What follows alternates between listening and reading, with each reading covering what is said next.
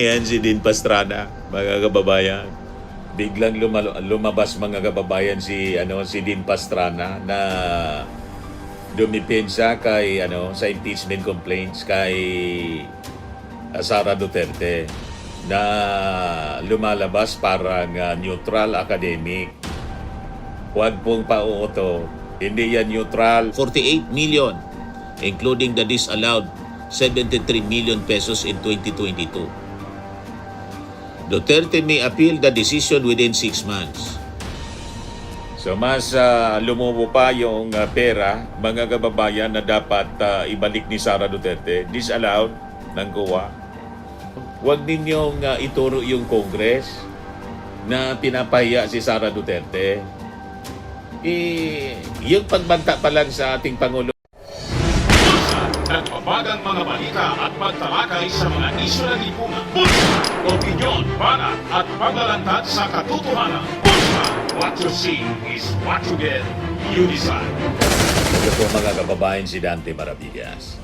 Pag-usapan natin itong si Dean Pastrana bilang defender po ni Sara Duterte. Sino man na niya yan, Mr. Maravillas? Ayan pong lalaki na kasama ni Muka. Ayan si Dean Pastrana, mga kababayan. Biglang lumabas mga kababayan si Dean Pastrana na dumipensa kay sa impeachment complaints kay Sara Duterte na lumalabas parang neutral academic. Huwag pong pauuto. Hindi yan neutral. Ang hindi sinasabi sa atin, hindi sinasabi sa inyo mga kababayan, siya po yung number 1 nominee sa AA Kasosyo Party List. Ang AA Kasosyo Party List, dating kinuha si Muka Oson bilang nominee. Si Muka, alam nyo na, kilalang Duterte loyalist at propagandist. Ano pa ba? Kailangan pa bang i-memorize siya? Reality check mga kababayan, yung pag-defend ni Pastrana kay Sara Duterte. Hindi po ito simpleng opinion ng isang dean. Ito po ay isang dean, kandidato, may political alignment. Hindi po ito neutral, may interest na malinaw. At ang timing, sobrang linaw. Kaya maingay ngayon si Dean Pastrana.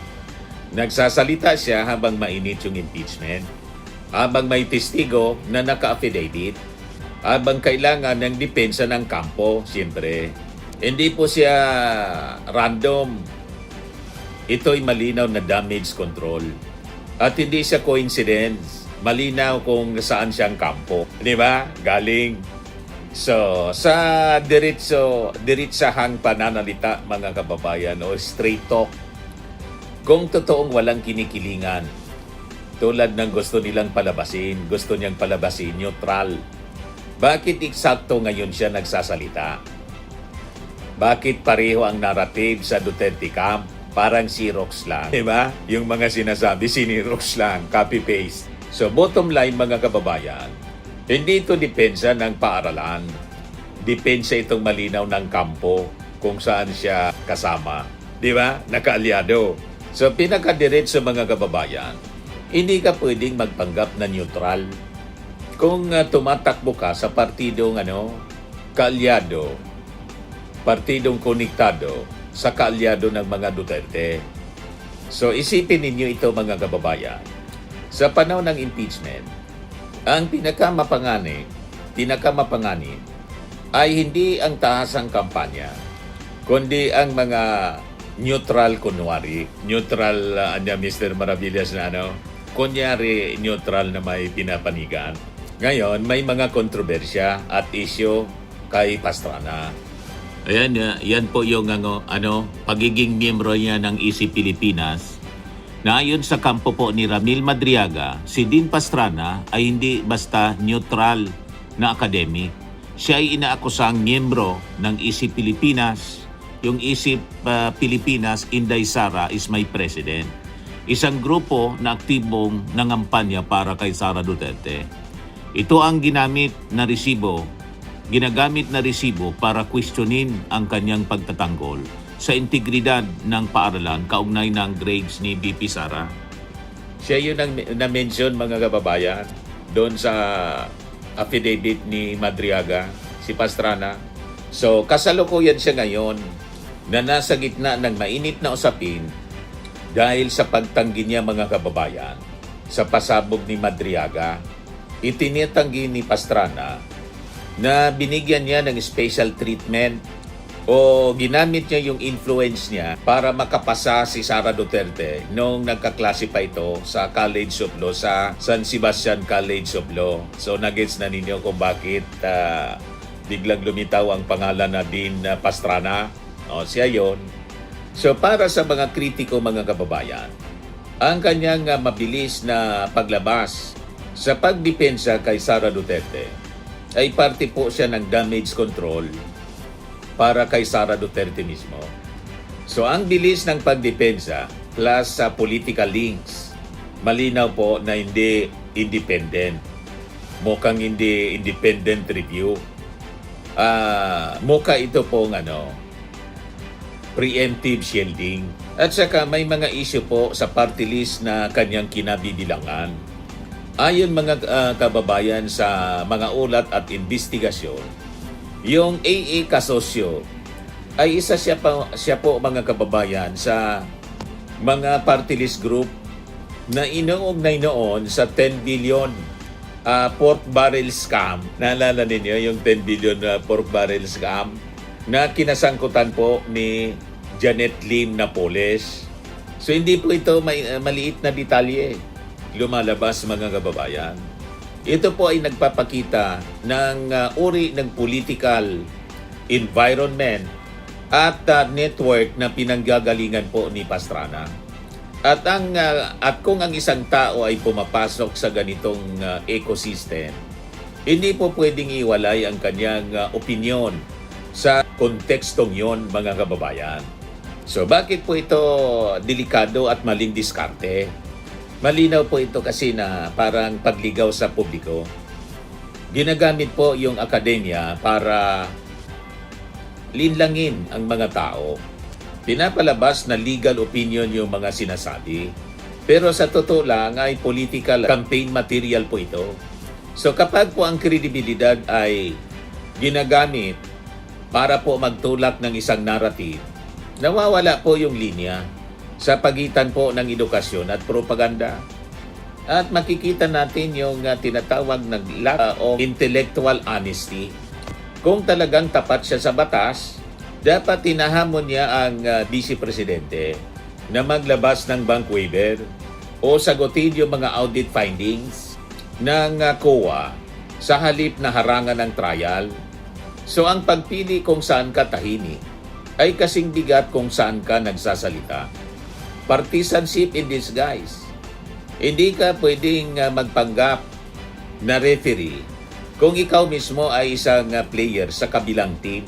So ang pagsusuot, mga kababayan, ng academic robe para itago ang political jersey ay isang panlilin lang sa taong bayan. So ito po ay isang tunay na hunyago, hindi dahil po sa pag-iiba ng kulay. So sa dulo, hindi po ito usapin ng titulo. Usapin po ito ng consistency, alignment at saka intent. Kapag ang isang tao, mga kababayan, ay may political stake, may historical alignment, may eksaktong timing, at may kaparehong narrative, mahirap itong tawaging neutral. So, mga kababayan, malinaw dito sa ating kwento. Hindi lahat ng mukhang akademiko ay walang kinikilingan. Minsan, mas maingat lang magtago na parang hunyago. Ganon lang yon, mga kababayan. O ngayon, idagdag ko na lang itong balita, latest ngayon. Mula sa Newswatch Plus Philippines. Ayan mula sa Commission on Audit, mga kababayan. Sabi diyan, Bicol Saro Party List Representative Terry Ridon, Justice Committee member shares a copy of the Notice of Disallowance for the Office of the Vice President's Confidential Funds for 3 quarters in 2023 amounting to 375 million pesos. The funds were disallowed due to improper handling of cash advances, failure to prove success of confidential operations, unsupported procurement expenses, prohibited reimbursement. The lawmaker noted that the funds which the Commission on Audit may ask Vice President Sara Duterte to return may total to 448 million, including the disallowed 73 million pesos in 2022. Duterte may appeal the decision within 6 months. So mas lumubo pa yung pera, mga kababayan, na dapat ibalik ni Sara Duterte, disallowed ng COA. Maling sabi, mali yung paggamit ng pundo ng bayan. Ngayon, ito pa, mula naman ito kay Justice Committee Chair Jinky Luistro. Sabi rito sa balita, House Committee on Justice Jinky Luistro, Batangas, pushed back against claims that the House impeachment hearings are meant to embarrass Vice President Sara Duterte, saying the proceedings are part of the accountability mechanism designed to determine whether there is probable cause to move the complaint forward. Sabi po ni Jinky Luistro, definitely yan. That is not the intention. Klarong-klaro ito sa rules na we are mandated to determine the existence of probable cause. In doing so, we are authorized to conduct this hearing, proper clarificatory hearing. And in doing so, as well as we are authorized to exercise this compulsory process, such as the issuance of subpoena, duces tecum, and subpoena ad testificandum, sabi po ni Luistro sa interview ng DZMM. Sa lahat po rin sa bayanang Pilipino, ito pong aming ginagawa, ito ay hindi pagpapahiya sa ating BP. Ito po ay bahagi ng impeachment process. Kami po ay may trabahong i-determine kung may sapat na dahilan upang umusad ang impeachment process. Kailangan po namin na mag-conduct ng clarificatory hearing. Paliwanag mga kababayan ni Jinky Luistro. We need to see if the allegation in the complaint and the attached evidence are sufficient already to constitute probable cause. Kung may probable cause po, ididiretso po natin ito sa plenaryo kung saan pagdidibatihan at kung sasang-ayunan po ng plenaryo ang desisyon ng Justice Committee, ito po itatransmit sa Senado para magkaroon ng trial. She also pointed out that the process includes built-in off-ramp if the committee finds the evidence wanting, with the panel able to dismiss the complaint at its level and elevate the recommendation to the House plenary for final action.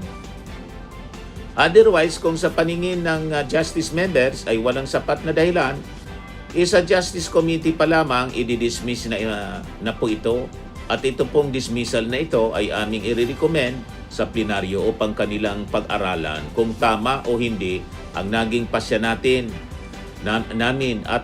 and whatever will be the decision of the plenary. Kung i-affirm po nila ang dismissal, di final na po iyon. Kung i-reverse naman po nila kami, ibig sabihin, matatransmit pa rin po ito sa Senate for trial. Luistro said, impeachment is one of the constitutional checks available to the public against impeachable officials who may have committed offenses serious enough to justify removal and disqualification from public office. Ito po yung tinatawag nating accountability mechanism, which is innate in democratic form of government, sabi po ni Luistro. Ang very famous na sabihin about democratic form of government is a government of the people, by the people, and for the people. At ito po ang kapangyarihan ng taong bayan to check on this impeachable official if they committed impeachable offenses. And if so, may kapangyarihan ang taong bayan tanggalin at ipagbawal ang patuloy na pagtanggap ng posisyon sa gobyerno. Pinapalabas, pinapahiya. Kung napapahiya si Sara Duterte, kasi gumawa siya ng kawalangyaan, huwag ninyong ituro yung Congress na pinapahiya si Sara Duterte. Yung pagbanta pa lang sa ating Pangulong Bongbong Marcos, talagang kayaya yon. Wala man nagsabi kay Sara na bantaan niya yung ating Pangulo. Talagang kahiya at kahihiyan. Kaya lang, siya yung may gawa noon. Pati itong hindi may paliwanag na paggamit ng confidential funds. Kakaya talaga yung mga lumabas na mga tsetsiriya. Pero sino ba yung may gawa noon? Di ba? Bakit ituturo ang Congress na napapaya si Sara? Ang Congress nagsagawa lang ng investigasyon sa nangyaring kawalanghiyaan. Binalangya yung pundo ng bayan eh. Di ba? Pinapalabas ninyo public shaming. This is an accountability mechanism. At mandato ng Kongresong gawin yon. Obligasyon para proteksyonan po ang pondo ng bayan. Yan ang maliwanag mga kababayan. At kung napapaya si Sara Duterte, walang ibang dapat sisihin kundi sarili niya. Siya yung gumawa ng kawalanghiyaan. Tama po? Huwag kami mga DDS. Yan man lang po ang ating short video ngayon. Ako po si Dante Maravillas. Bye-bye po. God bless. Max Firming and Lifting Cream, pinapahid po sa mga pulses in affected area. Mainam po sa paninigas ng mga kaso-kasuan.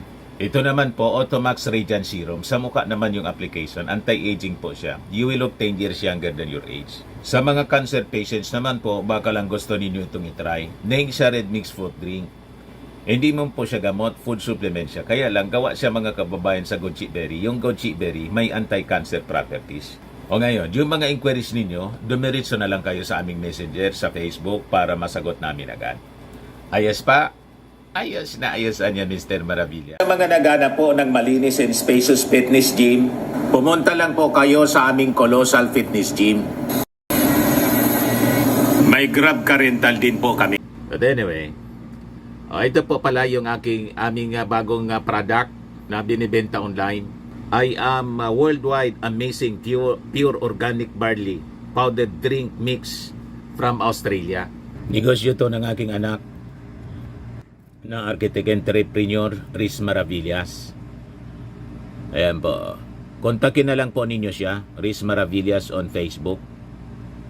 Ang mga health benefits niya, boost immunity, improves digestion, enhance energy levels, packed with antioxidants, prevent cancer. Ito naman po yung bago naming product na binibenta online. Eye Glow Serum, whitening po siya. Tingnan ninyo yung epekto sa aking anak na architect before and now. Yung mga inquiries po ninyo, dumiretso na lang kayo sa kanyang Facebook account, Riz Maravillas.